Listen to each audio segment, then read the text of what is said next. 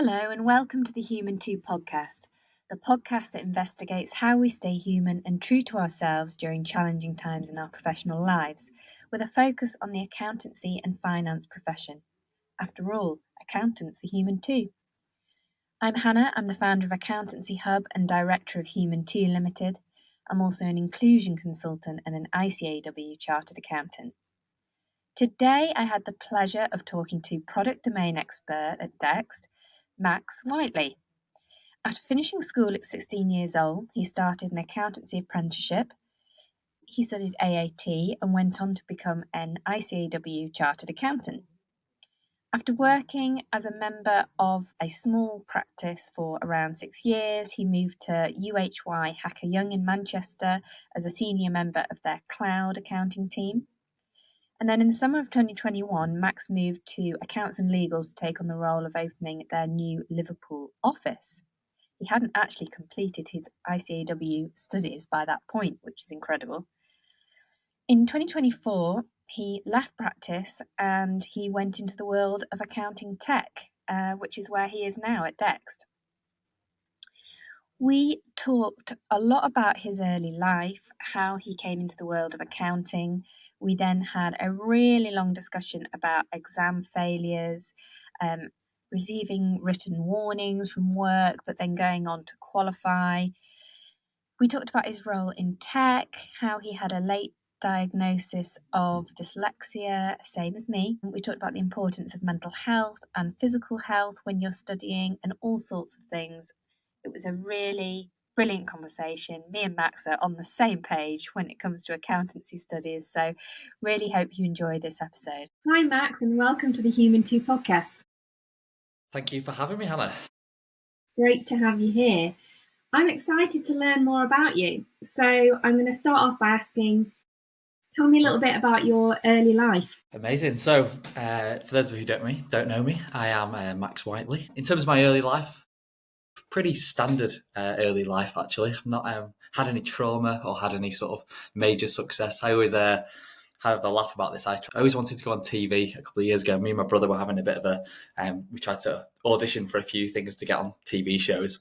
And every time we tried to go on something, like we wanted to go on The Hunted or SES Who Dares Wins or something a bit adventurous, it was always like, give us your sob story or give us, what's happened in your life. And realistically, nothing major has happened in my life, no trauma or nothing amazing. But I'm from Manchester originally, was sort of did well at school, went to a bit of a posh grammar school compared to where I lived. But I was sort of brought up by two business owners. My mum was the owner of a hairdressing salon in Chorlton in Manchester. So I grew up all around sort of like the world of small business, and probably shaped why I've gone into be a sort of an accountant who my passion was in that sort of avenue of small business. And yeah, my dad's a self-employed joiner as well. So grew up all around that sort of like hustle and bustle of small business and grafting. So I think that sort of pushed on to me in my career. Would you say you're a little bit of an entrepreneur? Yeah, I would say so. I sort of enjoyed that side of things. I used to have a few little businesses here and there. I used to sell like men's jewelry when I was younger. So I did like that with a friend, which was good fun. I built like quite a lot of websites for friends and family and tried to get involved in the sort of wider picture of things. And I think, when that sort of came to being an accountant, my passion was never sat behind a screen, sort of doing that whole finance piece and getting a set of accounts looking nice and pretty. It was all about sort of managing a business and getting stuck into that sort of advisory piece, really. Yeah, entrepreneurship is something that I think I've got within me. But yeah, if anyone knows me, I'm quite scatty in terms of the way I do things. So I'm much better working for other people than I am for myself, I think, because my ideas, I struggle to get them all in one place and in the right direction as such. So I have got like a running brand on the side, which hasn't really started or hasn't really gone anywhere for the last 3 years. But I've got like a running club and a community that I run on the side as well. So yeah, I've got quite a hectic brain, so I like to get everything out there and do as much as I can with my time. I've got a hectic brain as well. I have a new idea for business every week, I would say. And I'm like, oh, that would be a brilliant business. Oh, I should do that. No, Hannah, just focus on the business at hand. Yeah. My girlfriend's like that. She literally looks at me and is like, "Do you ever sit down and just rest?" I'm like, that isn't me. I haven't got rest in me. We recently thought about going to the Maldives on like our last sort of expensive holiday before we, conform to real life and buy a proper house. And literally everyone I said to, I was like, I'm thinking about going to the Maldives. Everyone's like, you will absolutely hate the Maldives. The thought of you sitting still for longer than 10 minutes, like, you'll hate it. Don't waste your money and don't go. So that was swiftly off the cards.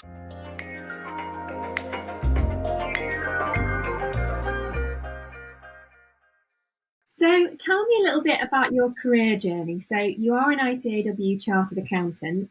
How did you end up in accountancy? Long story, really. Like I said, I went to like a good sort of secondary school that was always about pushing to go to a university. If you didn't go to university, it didn't look well on the school itself, and I was sort of quite against that, really, even to the extent of like, if you didn't go to the sixth form and you didn't go on to university, you weren't invited back to sort of celebrate your achievements at the like awards night the following year. So like if you went to university and got a first, you were invited back, clapped on stage, and parading in front of everyone. If you were you'd gone off and set up your own business at the age of 16 and done loads of great things, no one really cared about that. It was always about going to college, going to university, and how that reflected well on the school.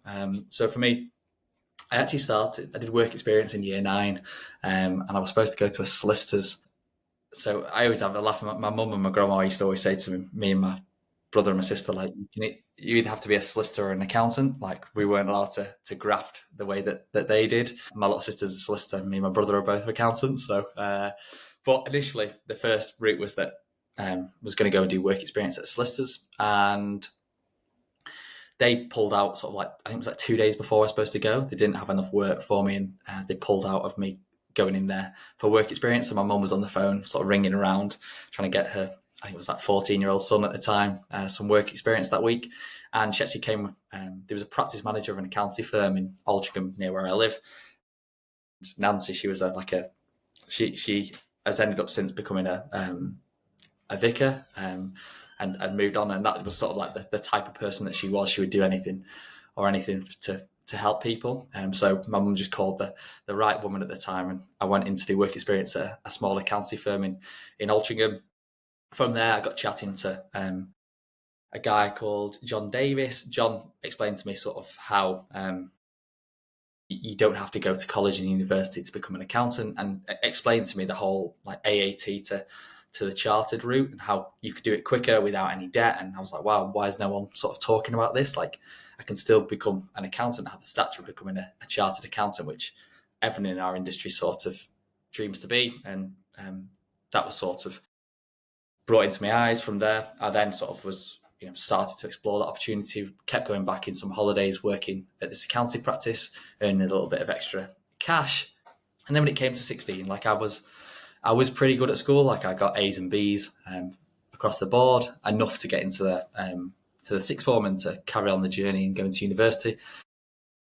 But I never really sort of enjoyed school. I hated sort of exams, which obviously went on to do far more exams than I thought I ever imagined in the world of accountancy. But I just didn't really enjoy school. I was always good at it, I had loads of friends, but I didn't really felt like I was getting anything from it, or wanted to sort of get out there and start working and exploring the wider world as such. Even at that younger age, like even at school, like I used to sell sweets and drinks on the bus. Like I made like thousands of pounds, like having my own sort of tuck shop on the bus as such.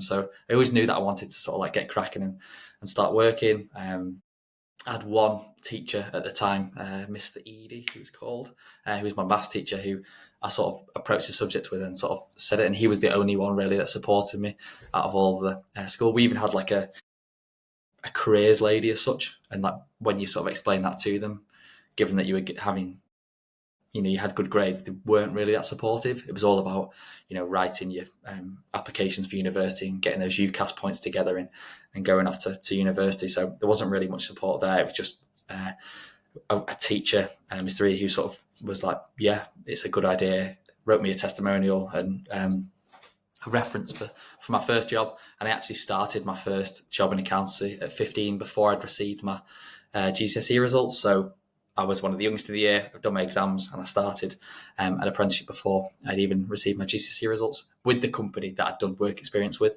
from 14, 16, and so on. And I spent my first sort of 6 years as an accountant there, which was amazing. They were sort of like a small family-run firm. Had a couple of partners. Learned sort of all of the ropes there, but I was the apprentice there. I was always the apprentice there. I was the only apprentice there as such. So I did my AAT there, completed that there, and I started my chartered exams, and felt that maybe I needed a bit more experience and a bit more pressure on me in my day-to-day role than just being that sort of the junior at the firm and stepping out of those shoes and progressing my career to the next level. So that was as a result of doing my first couple of chartered exams and being like shocked of like, wow, this is another level. I'm not experiencing any of this in my day-to-day job. Like I'm a bit out of my depth. So like for me, the thought process at the time was like sink or swim effectively. Let's go and work for a big company, put myself in the deep end and try and learn to help me get through these exams. So that's what I did. I went to go and work for UHY Hacker Young, which like a top 20 firm of accountants at the time. And I went to work in their sort of cloud team, and probably even to this day, I didn't really still understand what it was like to be an accountant or what it was to be an accountant. I always thought that people were paying us a lot of money for me to do sort of like basic admin stuff. So when I was doing like bank reconciliations or typing up purchase invoices or things like that, I always thought we're sort of not providing any real value. But business owners didn't really see what we were doing behind the back office. They would just sort of say, oh, my accountant's doing all this sort of tax wizardry in the background that I would never understand. They would pay us a fee. We would submit their accounts and they would pay for that. And there was an element that, we weren't ripping people off. There was an element of, the final 10% of the job, which had that sort of tax element to it, was vital to the client saving money. But there was a lot of it which we were doing a lot of manual work at the time and not providing much value as such. So I went and actually worked in like a cloud accounting department at Hacker Young, which is all about sort of bringing in tech to, speed up those manual processes. So us as accountants could spend more time advising business owners, getting involved in that sort of like business coaching side of things, instead of just using all the fee to manually type up documents and do all that mundane sort of work. And in that role, I met my old boss, Stuart Hurst, who, he sort of like ignited a little bit of a flame in me as such. So Stuart comes from like humble beginnings in Manchester. His dad was a window cleaner, didn't really have much success in his life, and due to a lot of stress in his career, he had a decorating business. That was it. He had a decorating business, and due to a lot of stress in his life, ended up incurring a lot of like mental health issues and having problems with his career. And he was super busy, he had loads of clients, but just business wasn't making any money. And Stuart always had the thought process of like, if someone tapped him on the shoulder and be like, have you ever thought about putting your prices up? Have you ever thought about doing this, doing that? Then, it could have made a tangible effect to his life and in fact Stu's upbringing as a kid. And when he sort of like told me that story, Stu, when he tells that story, it comes from the heart and you can feel the sort of passion behind why he does what he does. And I sort of like, it made me reflect on my sort of life. And when we were younger, my mum had like she had a salon in Chorlton, like I mentioned earlier. And we emigrated to Ireland when I was a child for sort of like 3 years. And mum sold the salon at that point. And there was a tax issue around like all of her staff were self-employed and they shouldn't have been. And there was like a contractor dispute, and she ended up paying the tax man back a load of cash. And she didn't really, get back for the business what she really deserved, because she had this liability that she had to settle at the same time, and which was a real shame. And don't get me wrong, like we didn't have any sort of like humble beginnings as a result of that. We were always quite fortunate, but we could have been way more fortunate than what we ended up being. And that sort of like resonated in the fact of Stu's story relating to my own, and like, wow, like we're not just doing accounts here, where like we have the ability here to like make tangible effects on people's businesses and their lives. And to me, that was like so powerful, and sort of like it went from a job to a passion for me in the world of accounting. And cloud accounting was the enabler to be able to provide that service. So that's where I had like this whole passion of one, being a business coach and more than just an accountant, but also using tech to drive that. So that's where I ended up. And then Stu ended up being the managing director of a London-based firm. He had a vision of setting up a just completely cloud-based practice up north, and had this vision of doing so. And he brought me in to open our Liverpool office. So at the time, I was still, I think it was like one exam off qualifying, and that was a massive opportunity for me at such a junior point in my career to be able to open an office and do all that fun, amazing stuff without the risk of it being my own money.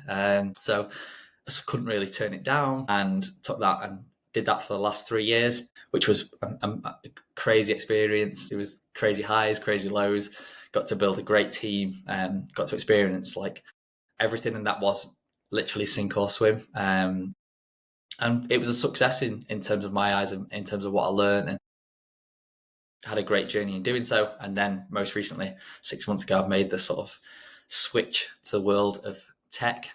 So obviously it's something I was always passionate about. I scaled a business based on using Xero and DEXT where I work at the moment. And my girlfriend works at Xero, so I had to go and work at DEXT. That's always the the joke that I use. So that's where I am now. I am a sort of a product domain expert. It's quite a fancy title, but effectively what that means is that I'm an accounting expert. I'm an expert in the domain of accountancy.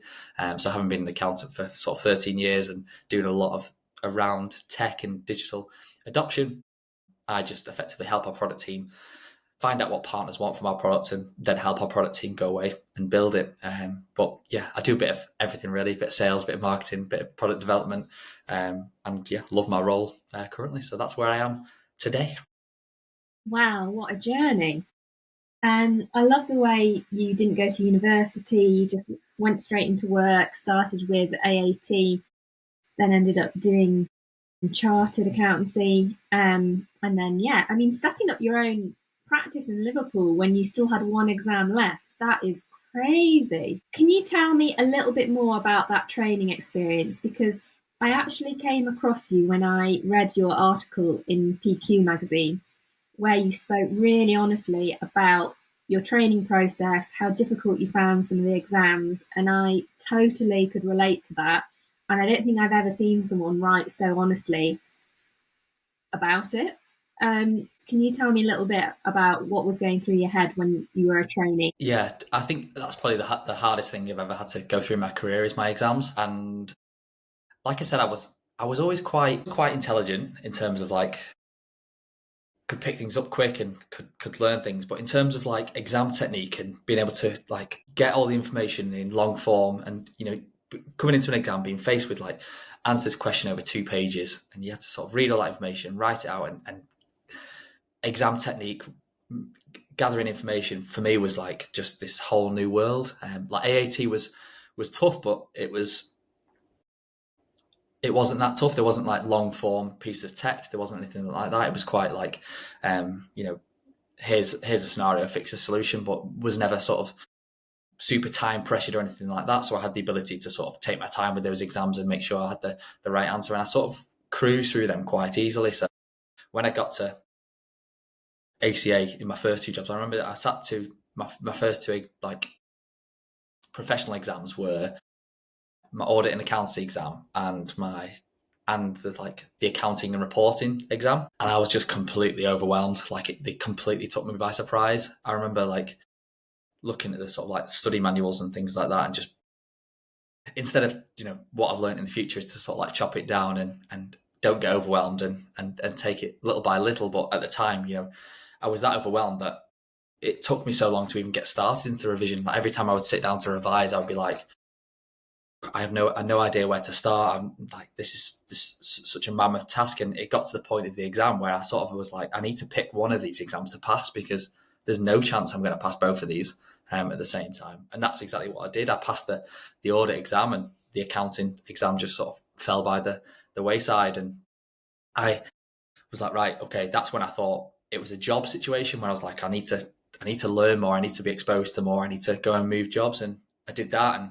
And that probably upped the ante a little bit, because I went from a place of comfort at my first firm where I've been for 6 years. They treated me with so much respect. They empowered me so much that if I was to fail an exam there, it'd be like, oh, Max, like, don't worry about it. Let's see what we can do. Let's try and help you, and let's move you on.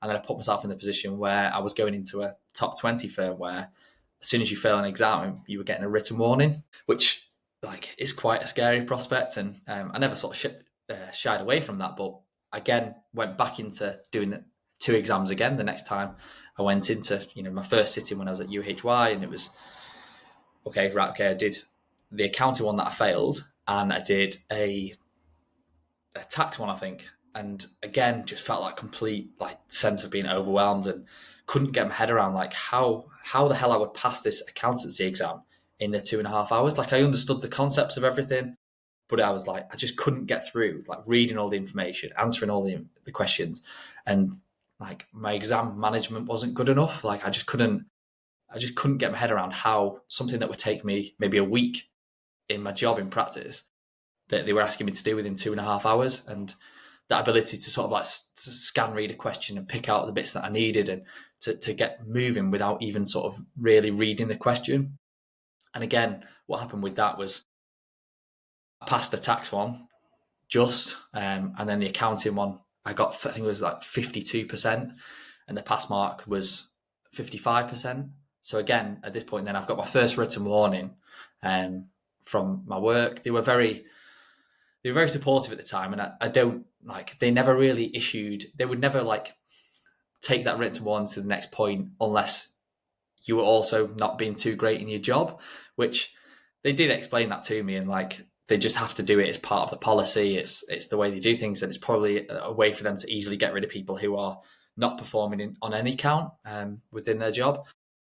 So for me, I would like get a written warning, but quite early I was showing signs that I was quite useful in the day-to-day job. And like, I used to do a lot of like sales and marketing from a junior accountant. And I was quite like valuable to have around. But then again, went again and tried to do 2 exams at a time.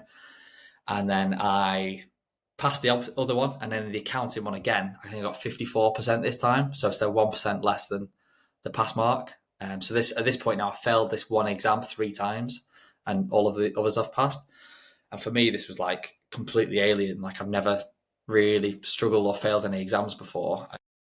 In ACA, if you fail one exam 4 times, like, that's game over for you, and you'd have to go and study ACCA. And at the time, I remember going into the partner's office at the time, Zoe Duffy.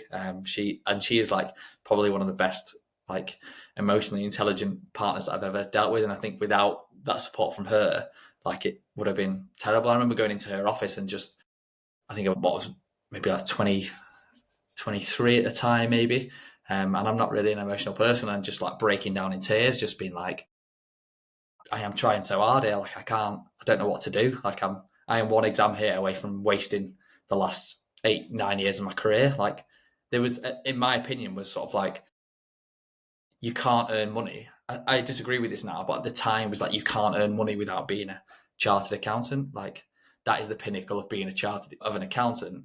I since know that I've got loads of friends who have just become absolute bosses in the career just off like having an AAT qualification. But at the time, it felt like the whole sort of like world was crushing down on me. I'd had interviews lined up for going into recruitment, because I was sort of like already thinking like, I need to have a plan B here if this isn't going to plan. And for me, that was just like a lot of pressure and sort of like anxiety to sort of get through that. And like, at that point, that's the point in which I switched to 1 exam at a time, because I just thought I haven't got what it takes to be able to do 2 exams at a time. And even at the time when you sit exams, when you're dealing with sort of the top 4 candidates around you in college and things like that, and they're sitting 3 exams at a time, and they're getting 70-80% in those exams, and you're thinking, wow, like, this is.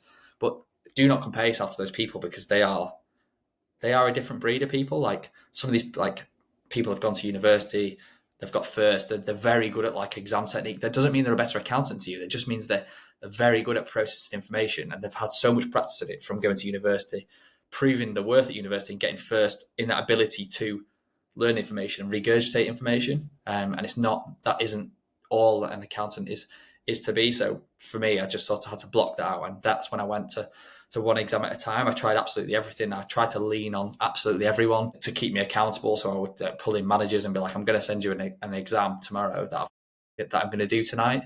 And that would make me sort of like do so. I had some great support from some managers at UHY who really wanted me to win, who would spend time after work sitting with me to go and do that, which I'll always be grateful for.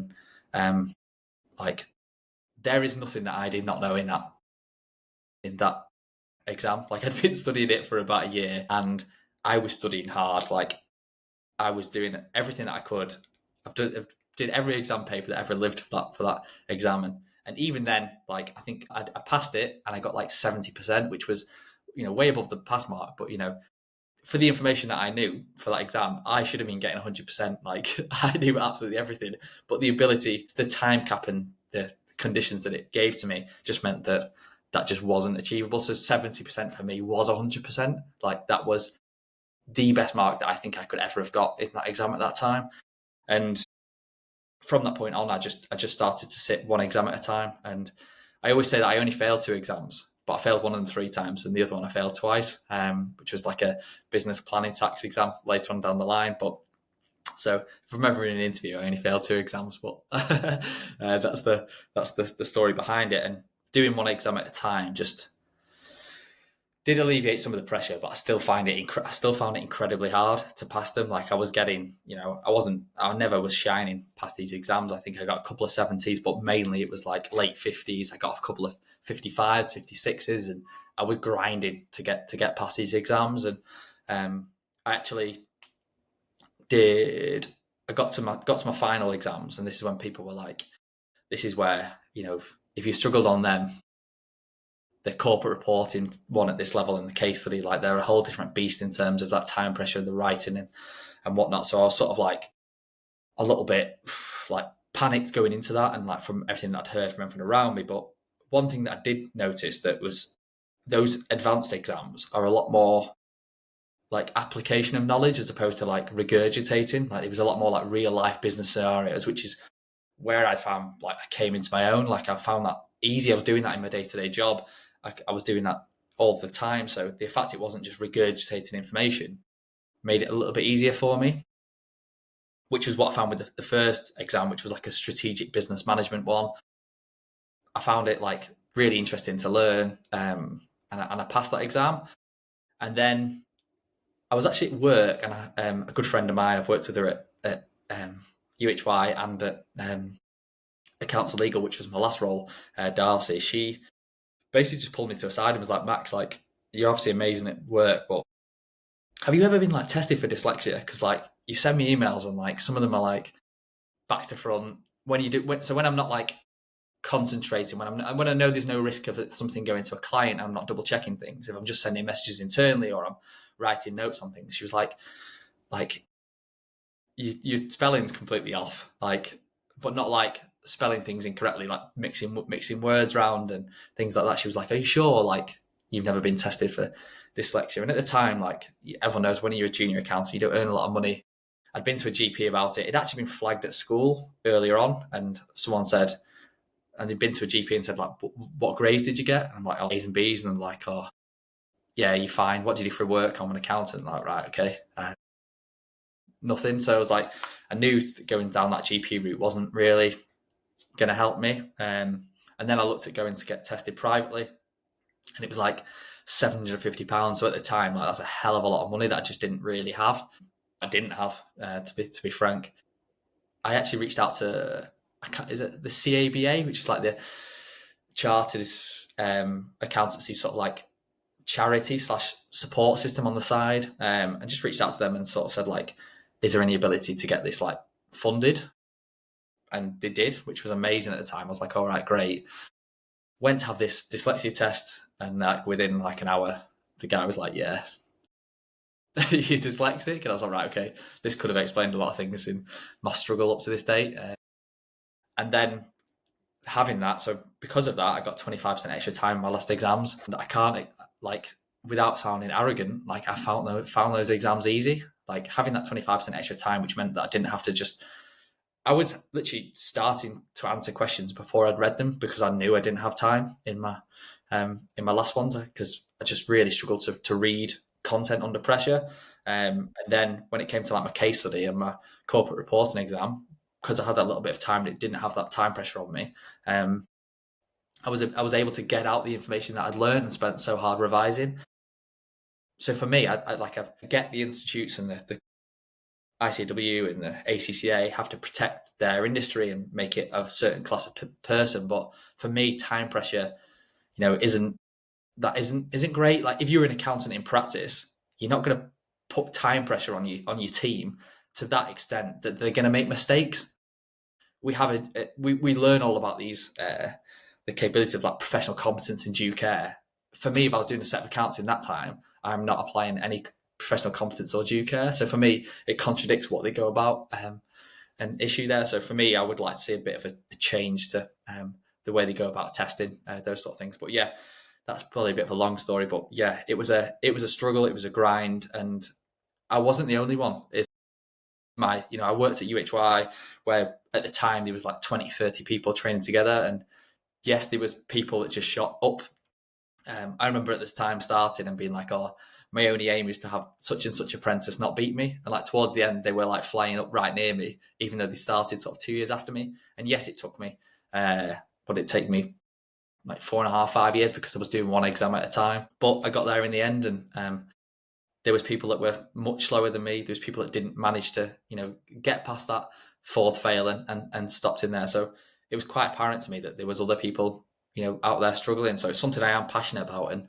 And one, empowering people to become accountants through the apprenticeship route, but also for the ability to sort of change the exams and make them suitable for people who, have a different skill set. So for me, I always like soft skills is always something that I think I pride myself on in terms of like managing client communications, building relationships, sales, marketing, business advisory, that sort of thing. And I don't think any of them are tested in, but I think those are the skills that sometimes can have the ability to change business owners' lives, as opposed to just learning something that you can Google within HMRCs. If I came across some tax legislation now and I need to deal with it, I would, either have all of these resources available to me, the government website where I can go and find that tax information and deliver advice on that.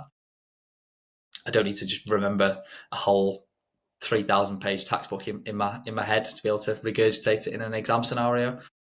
So for me, there's a bit of a mixed match there. But yeah, sorry, Hannah, that was a bit of a ramble. What a story. But also a story that I can 100% relate to. In fact, I cannot believe how similar our stories are, because I was diagnosed with dyslexia when I had one exam left of the ACA. And just like you, I found it incredibly painful. We had to sit exams 3 at a time and I could not do it at all. I remember the first 3 we had to do. The exams were like mid-January, so we had to study over Christmas. And that was heartbreaking. I spent the whole Christmas just having a mental breakdown, basically, because I could not.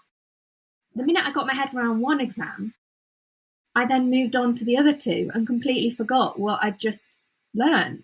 I could not do 3 at a time at all. And I just struggled through. Just like you said, it was stuff in my sort of day-to-day life. I thought, I wonder if I'm dyslexic. Asked my firm if I could be tested. They tested me.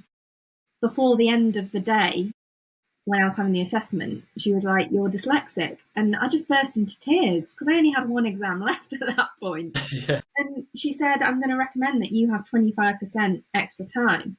And I just couldn't believe it. And also, I don't know how your dyslexia manifests, but mine is reading, working memory, and phonemic decoding efficiency, which, if I'm honest, I still don't understand what that is. But it's not spelling. And for me, I always thought you need to be really bad at spelling to be dyslexic. And my spelling is like above average. Yeah, for me, it was more what really got me in the exams was the reading. So like I would read a paragraph and then it was like just gone. And I'd be like, right, I've got to read that paragraph again because like I'm losing this information. And it'd take me like, I'd have to read everything 3 times before it would sink in. And then I would be able to answer it, and you don't have time or the privilege to read a 2-page of A4 2 times during the exam as the clock's ticking. Everyone around you starting to write, and the panic would just set in. So yeah, that was I was quite lucky that when I started, it was written papers, and then during the process I became sort of like computer based. I was a lot better at typing than I was at writing, so that definitely helped along the way as well. I completely agree with you though. Is it the best way to test accountants or to create, future business leaders the way that it's currently tested and examined at the moment? And I'm not sure it is the right way, because as you said, Yeah. when in your actual career would you have to do something in under an hour or under 2 hours with such extreme time pressure? A consolidated set of group accounts in an hour, go. Yeah. Like, Even less than that, wasn't it? Because it was 4 questions, and that consolidation was one of those questions in a 2.5-hour exam. yeah. And it's just like, no, you'd never have to do that. And also, when would you have to remember everything off by heart? Because you only have open book kind of after the halfway point of those examinations. And at the minute it was open book, I was just so much better anyway. And I now realise my working memory is just shot to pieces. So no wonder I couldn't remember anything. But even like I had a friend who at the time was my flatmate, and he was studying to become a solicitor, and like he had an exam as part of his qualification where he was like in front of a board of people, and like it was like a live sort of like law case as such. And I was thinking, oh, that'd be, how good would that be if like they gave you a scenario, and then within an hour you had to then present that to like, you had to ask the right questions to a board of people, and from that deliver some business advice and how you could save someone money or turn their business around to become profitable.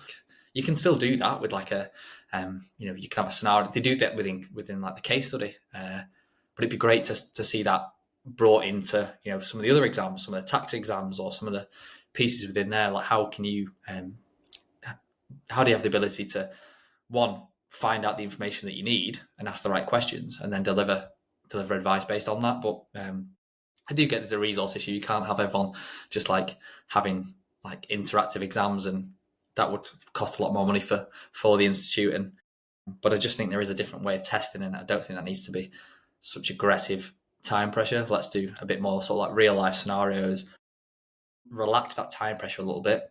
You can still keep the exams as difficult as you want, but like, let's not, I don't understand what that time pressure is achieving apart from exam technique. You see, just getting in a whole cohort of accountants who are really good at doing exams and really good at being able to pick marks. So if I was advising a client, I wouldn't think, all right, okay, I've only got half an hour. Let's pick some good bullet points on this and just miss out the rest of it. Like that's not how you would advise a client. You want the full picture, the full advice, and that's how you should deliver advice. So for me, I still don't understand what applying such time pressure to an exam achieves, apart from getting accountants past that are really good at managing time and exam technique. Yeah, and this is why I think diversity and inclusion is such a big topic at the moment in the industry. And as you say, do we just want people who are really good at exams to be, in the industry? What about everyone else who has different skills to bring, very useful skills to bring to the profession? Yeah, I always say like I work for a technology company, and I said technology isn't the next best thing people are. And that was, I've robbed that from someone else, but it's it's so true that like we have all of this tech now to automate a lot of the processing and things like that, and the real magic that happens now with accountants is in front of clients. So that needs a lot of soft skills. It needs a lot bit more business acumen, that sort of thing. So like, you could have people from all sorts of walks of life. I've worked with, accountants who we had a manager at my last place. She was a manager at Millie's Cookies, probably one of the best accountants I've ever worked with. And she just had a career change, but she knew how to manage teams. She knew how to run a business. She knew all of the financial stuff behind it. And like, for me, like, if she didn't have like the ability to go and study like an apprenticeship through AAT, she'd never been in the industry. Yeah. But And yeah, when you're a doctor, you don't just sit time pressured exams. You have to come face to face with patients, and you have to do that kind of scenario based examinations where you actually interact with a patient and someone observes you.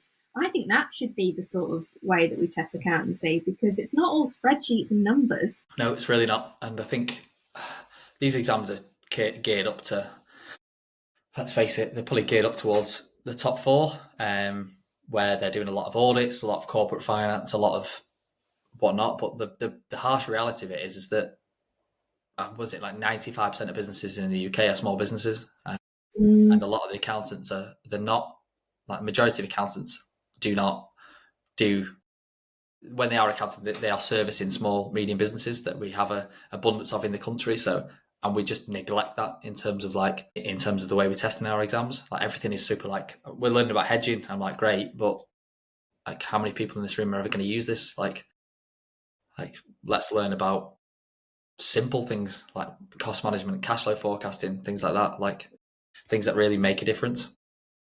Have you ever thought of putting yourself up to be on the ICAW council? Because I've just done that.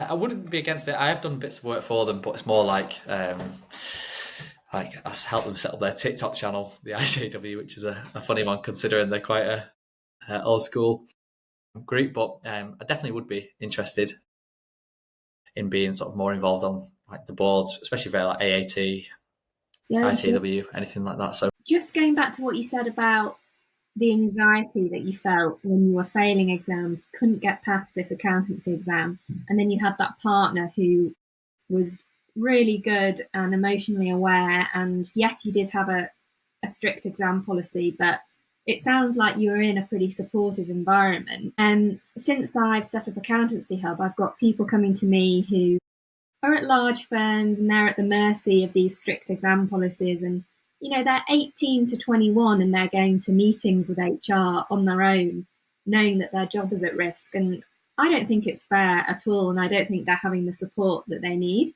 What would you say to someone who has failed an exam or two and they know that their job is at risk and they're under all that pressure? It's a tough one because I can imagine that. I think for me, when I was at UHY, the policy was super scary, and Zoe was very much like, so I had, at this point, before I passed the lessons, I had a written warning and then I had a written warning. But on that second written warning, that could have been me done. And like having to go into that meeting, even though I knew that I was well respected, that they have the power now to, without any sort of concern, that they could just get rid of me right now. So going into a meeting with, obviously Zoe was very like, Max, we just have to do this for policy reasons and whatnot, and it's just a company-wide structure, but we value you, don't worry about it, but you've still received that written warning. It still comes home to my, like I was living at home at the time, you still get a written warning sent to my family home, which is not great for anyone to receive. So for me, what would I say to people is, like, first of all, you're not the only one. Like, this is happening to hundreds of people up and down the country every single day. You've just got to don't compare yourself to anyone. It's massive. Like, it's you versus you, and you just got to keep, you can't, like I always say, you can't worry about anything that's not in your control. So like, you can only do what is in your control to do the best for you in your career. So the fact they've got a policy and they're issuing written warnings and things like that is just, I know it's very hard, but block it out and sort of like, that's a them thing. I am doing everything I can in my own power to do the best I can. And if you are succeeding in your job and you are providing value in your job and you're taking it seriously, then it's their loss that they would make a decision to get rid of you. For me, obviously they didn't. UHY were very, they considered very much so what you were doing in your day-to-day career and valued that. So like I said, it was more of a policy than an actual enforced thing, but that still doesn't make it any easier for the person receiving that written warning. So for me, it's just sort of like, chin up. Like, it's shit. Apologies for swearing, but like, it's rubbish. Life is sometimes deals you with hands that aren't great. You just got to sort of get back on the horse and keep going and keep grinding. Because for me, it would have been very easy for me to give up at that time. I'd failed an exam 3 times, and I wasn't earning a lot of money. I could have probably gone and earned more money at that time doing something else, because when you're a training accountant, sometimes the money isn't there. And if I'd have made that decision at that time, that would have been the worst decision I could have ever made, given now, how I see myself now and where I am in my career, making that decision then would have been the most terrible thing I could have ever done. Like where I am now and how much I enjoy my career and what I get paid for my career and like where I've managed to get to is sort of like life changing for me. So there is light at the end of the tunnel, and don't stop. Like you've put a lot of effort into where you are now. You've put a lot of effort into, it's years of training before you even get to the point in which you're at those advanced level exams where the real crunch starts to happen. So just keep on grinding. We'll probably go into this question in a bit, like what would I do differently in my exams and stuff. But there's things that you can do to change, and you're not on your own. Lean on everyone around you. Everyone wants to see you win. Your company wants to see you win, even if they are issuing you. They don't want to go out and have to go and recruit more accountants and stuff like that. They want to see you win. Your family wants to see you win. Your friends want to see you win. So lean on everyone, and try and use all the resources you can to help you get to where you need to be. Yeah, excellent advice. And I will just add to that, get in touch with Accountancy Hub, because that's exactly why I set it up, because it can be a really isolating time, and we're here for support and to point you in the right direction for coaching, mentoring, extra private tuition, whatever you might need to get you through this period, basically. It's so true though. Like I think that's why we sort of like connected, Hannah, because it was like I do get a lot of messages on social media about people trying to talk to me, and when obviously you reached out to me, I was like, oh, this sounds interesting, and I would have absolutely loved to be in a part of something like Accountancy Hub at the time. And I tried to create my own circles with like WhatsApp groups of people at college to like lean up around people and ask questions, because like it is lonely, like, and like it can be such a like a pressure. You can feel like you're in such a pressure cooker. It's like the anxiety was like so real at the time. Like I don't think I've had as many calms tablets in my life as I did during that process. So to be involved and have the support of other people who are in your situation where you can lean off them, like I said, lean on people. The Accounting Hub is a great place to go and lean into and feel a part of something and learn how other people are getting past the struggles and the blocks that you think are impossible. Totally. And just as you said, sort of the shock of failing an exam. You'd done really well at school. You didn't fail your GCSEs, and then you suddenly start training to be an accountant, and you're failing exams left, right, and centre. I mean, that in itself just really knocked me and knocked my confidence. And I just thought, oh my gosh, even though I thought I was academic, turns out I'm really stupid. That's honestly what I.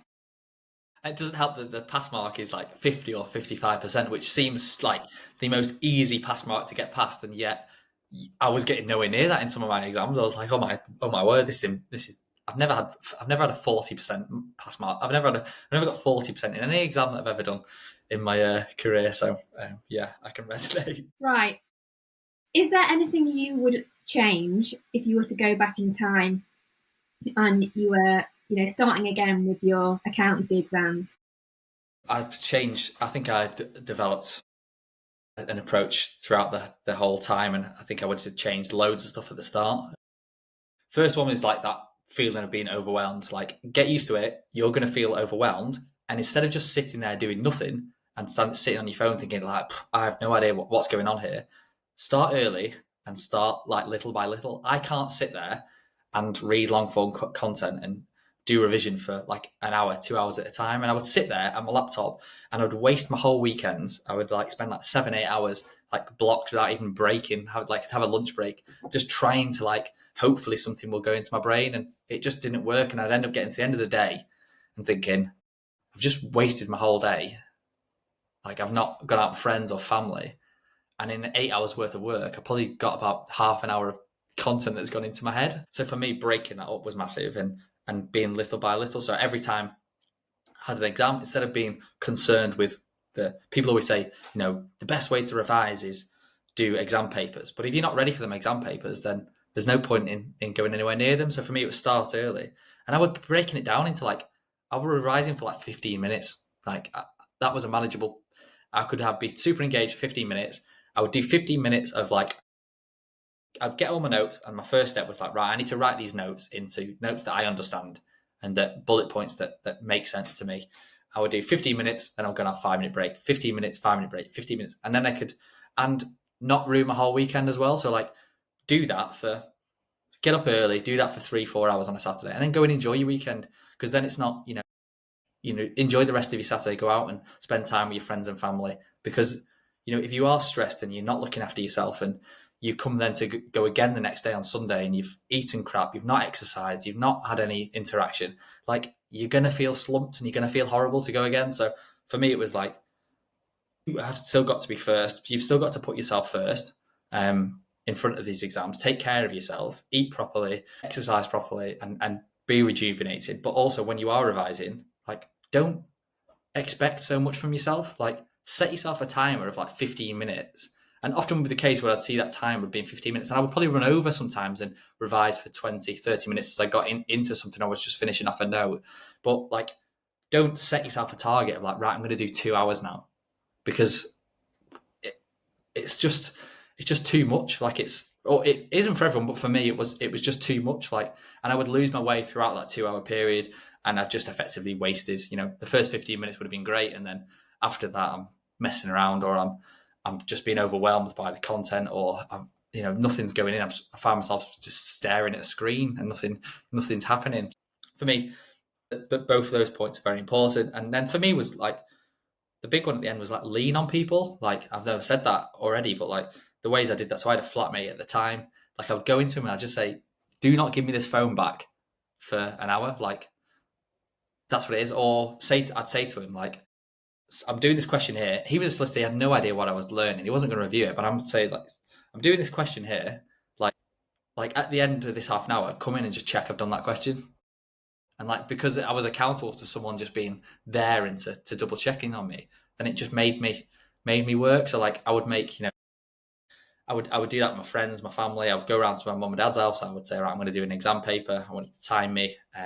Here's my phone, whatever. I would say to my managers at work, because, it's all right to sort of lie to your family and your friends and let them down, because then my mum and dad didn't care whether I was doing an exam or not. They were obviously very supportive, but like didn't really understand what was going on. Whereas like if I said to one of my managers at the time, I'm going to do an exam, I'm going to do a practice exam every Saturday morning, and on the Monday morning I'm going to give it to you. Like by doing so, I would always make sure that I gave them that, and I would make them try and keep me accountable for doing so. And because they knew I was trying and I was struggling, they wanted to offer more. I had managers stay behind with me after work and, go over things that I didn't really understand. And for me, that I think was a major reason why I passed where I needed to be. So for me, yeah, start early, start small on all of your exams. Look after yourself and put yourself forward. Don't just lose your whole life because of these exams, because it's really easy to do so. And I definitely did for the first 3 years, and it didn't help. As much as you think sitting there for 8-9 hours at a time is going to help, I can guarantee you it really does not help. And then, yeah, lean on friends, family, and make yourself accountable for others as well. And yeah, that would be probably my major tips I would say about what I would change and how I managed to get towards the end of the exams and feel very comfortable in going into them and passing them. Yeah, brilliant advice. I studied over COVID, so I actually left London and went to live with my mum in the north over lockdown. Suddenly we were being taught remotely, we were sitting exams at home. My mum was putting a sign on our front door saying, "Exam in progress, do not ring the doorbell." Honestly, it was so weird. But it was the first time that she'd seen how hard I was working, because she didn't have a clue. Obviously, I spoke to her all the time and I was like, these exams are really tough and I'm working full time. But she actually saw it with her own eyes, and she could not believe that I was sort of starting at 8:30 or 8 in the morning and then finishing work at 6, 6:30 or later, then studying for the rest of the evening, and then studying most of the weekend. She was just shocked and horrified. I was like, but this is what you have to do. It's what I had to do just to get by. Yeah, it's crazy. Like it was crazy, and I probably found it a little bit harder because I was taking a little bit of time to pass my exams, and I was taking one exam at a time. My career effectively was not like it wasn't like typically aligned to where I was in my studies. So like I was getting into like a bit more of a senior role. I was having more responsibility, more clients. Whereas a lot of the other my other peers who were training were like audit juniors and things like that. So they weren't, they didn't really have much stress when they left the office. I still had clients who had my mobile number and whatnot and things. And I was sort of progressing, my career was progressing a little bit quicker than my exams were. So yeah, I did find it really difficult to like have an intense 8-hour day and then come home and have to try and revise. And that's why I would always say, like, again, like you've probably got 3 hours worth of time in an evening if you like didn't do anything other than eat and get home, and like you have an option of doing 3 hours of terrible revision or an hour and a half of like pretty good revision and going to the gym and looking after yourself. So like, what decision do you think you should make? For me, it was always the second one, and I think I had much more success when I went with that approach. Definitely. Okay, the Human 2 podcast is all about accountants being human too. And I know we've already talked about the struggles of training, but is there anything else that's happened in your life or career where it's been really challenging, you've had to overcome it, and maybe you wish you dealt with it in a slightly different way? Loads of things, to be fair. I think that was one, like the 3 exam story where I was on the verge of failing, and I'm glad I dealt with it how I did. So I wouldn't change anything there. In terms of like my career to date, I mean, my last role, like I said, I was reasonably junior for such a senior role, and I scaled up to a team of like 10 people within the first sort of like 18 months. So, there was quite a lot of responsibility there. And I was very good, or I think I'm a very good sort of like influencer, maybe a good leader in terms of like, I came from like a rugby background. I loved working in a team and loved bringing other people up with me. I was very used to other people bringing me up with them, like Stu and Darcy, who I used to work with. They took me with them in the career and took my career to new heights. So I was very much about empowering everyone underneath me. I think one thing I really struggled with was like not being a leader but being a manager, which is like sort of like, and having like difficult conversations with people. And that's something that like I had people who joined the team that didn't quite work out, and having to have conversations with them and addressing that, I probably just sort of like pushed it down the line and ignored it, and didn't do myself any justice and didn't do them as team members any justice. And like, if I could turn back the clock and do things differently for my sake and for their sake, I definitely would do in that situation, and managing those difficult conversations and trying to get the best out of them instead of just avoiding issues and thinking that they'll sort themselves out. So for me, I think that has been my biggest weakness, that I've seen the biggest sort of that I tried to attack in the last couple of years. But managing difficult conversations, like I love being happy and I love everything going great around me, but if something bad happens to me, I always really struggle to address it. Yeah. So that's one thing I think I definitely would have chose to do differently in my career. I think it's something that I would really struggle with as well, because I'm such a people pleaser, and I'm trying to work on that, and I'm much better than I used to be. But having those difficult conversations, you have to have them. It's kind to them, and it's kind for the business. But yeah, I know that I would struggle with that so much. Yeah, so it's definitely something I've worked on, and I think I've hopefully overcome it to some extent. But I think I had to probably learn the hard way, to the dismay of me and maybe some of my old teammates that I worked with in the past. Of like, don't avoid difficult conversations. Will be my tip. Get them early, and that's with any aspect of your life, whether you're a junior managing up or you're a manager looking down. If you think something's bothering you, don't avoid it. There's probably a solution out there. That doesn't mean you just have to swill it in your head for 6 months and cause you a lot of stress in the meantime. So, So, what does the future hold for Max going forward? What does the future hold for Max going forward? World domination. So obviously I've made the jump into the world of tech, and the way I see this is like, I used to manage, have an impact on,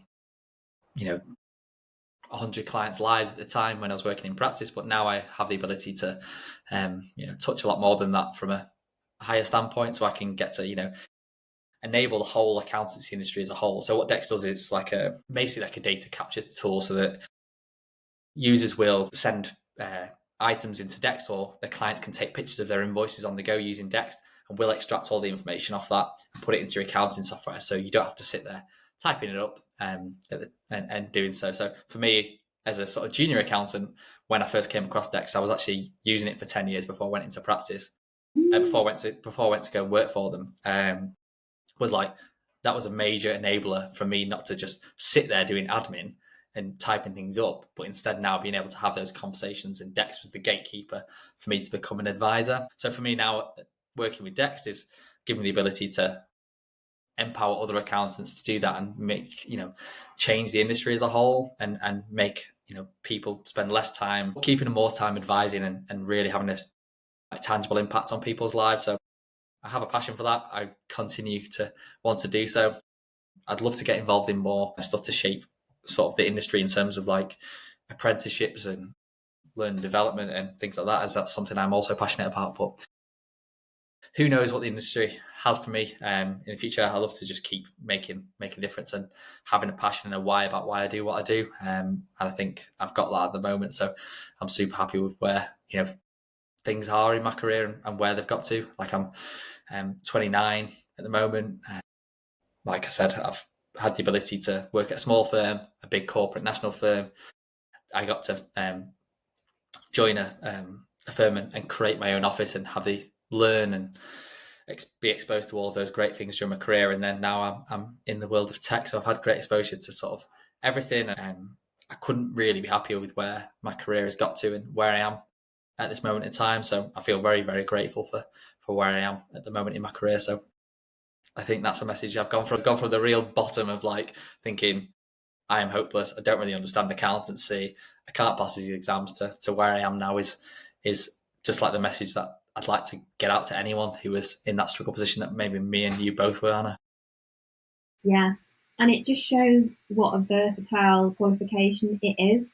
You can end up in tech, you can end up running your own business, setting up your own firm. I mean, you can really do anything with the qualification. Because I don't know about you, but I've just become a lot more confident in finances as a result of doing that qualification. And it gave me the confidence to set up this business. I wouldn't have even thought about it before doing that qualification. So I'm not an accountant anymore at all. And I guess you're not really an accountant either, but we have. You'll always be an accountant. Stop it. No, I'm a secret accountant. If you could go back in time and speak to your younger self, maybe when you were 18 years old, what would you say? Ooh, keep grinding because it's going to be worth it, is what I would say. And luckily, I think I took that advice myself. But if I could see where I am now in my career and look up to that as a younger self, I'd be amazed, really, about where I've got to. So yeah, that would be. It's just my message. Like as bad as it gets, and as go and work for someone who empowers the good things about you. I was lucky enough to find a manager and a friend, now Stuart at the time, who empowered me to, find my why and be able to deliver that and play to my strengths. Stu knew that I was good at sales and marketing and I was really good in front of clients. So he positioned me in a place to do so. If you feel like you don't really know why it is you do what you do, or you're working for a company that doesn't empower that, then maybe they're not for you. Go to work for a place where you feel empowered and valued, and you want to do the interesting stuff and make a difference to people's lives. But yeah, I can't remember what was the question, Hannah. If you gave the perfect answer, it's fine. It's been an absolute pleasure speaking to you today, and thank you for being so honest about your training experience. It's not talked about enough, and it's one of the reasons I've set up this podcast, because it can be really tough, and I think there's still a lot of shame around it. When people fail exams and you're looking to other people that are doing really well and they, as you said, getting like 90s, and you're thinking, what the hell is going on? You can still succeed, you can get through it and go on to have a brilliant career. So thank you for talking about that, and yeah, it'd be great to keep in touch. Yeah, definitely. I think that's such an important position, and I think I'm probably more open about talking about it because I have come past it, and I have I've got a career that I'm proud of and I'm happy with. So like I feel comfortable in myself to be able to talk about it. I don't Mm. think that's always been the case with me, and I wish I would shy away from like, yeah, I'm an accountant, like chartered accountant. No one needs to know any of that good stuff, and you just sort of, and that again then just kicks down the line of when the junior accountants then come along, they think like, bloody hell, like I feel so out of my depth, whereas everyone else must have found it really easy above me. No one else found it easy above you. Everyone found it tough. I speak to my boss now, and he found it tough. And I know people who've had to move from ACA to ACCA because they couldn't quite work out the qualification, or the people have done stuff. People have always struggled. People are struggling now. No one is alone. Yeah, it's They should very actually powerful. call it the struggle rather than But yeah, ICAW, ACA. would love that. That maybe is something you want to put forward to them on your next board meeting. I'm qualified in the struggle. But yeah, I mean, this is why I'm trying to have this focus on mental health and well-being as well, because even the people who on the surface, they flew through the exams, they never failed an exam, you know, at work, people would have thought that they were doing really well. I knew that behind the scenes, because we were quite a close cohort of people, people were really struggling with their mental health. They had eating disorders. They were on antidepressant medication. And it was sort of like, it just occurred to me that everyone is trying so hard. And why does it have to be this tough? Even the people that seem to be being really successful at these exams, they're putting so much pressure on themselves that they're really struggling. And I don't think the industry is aware of how tough it can be. So I agree. All right, I'm going to get off my platform now. Thank you very much. Thank you for having me, Anna.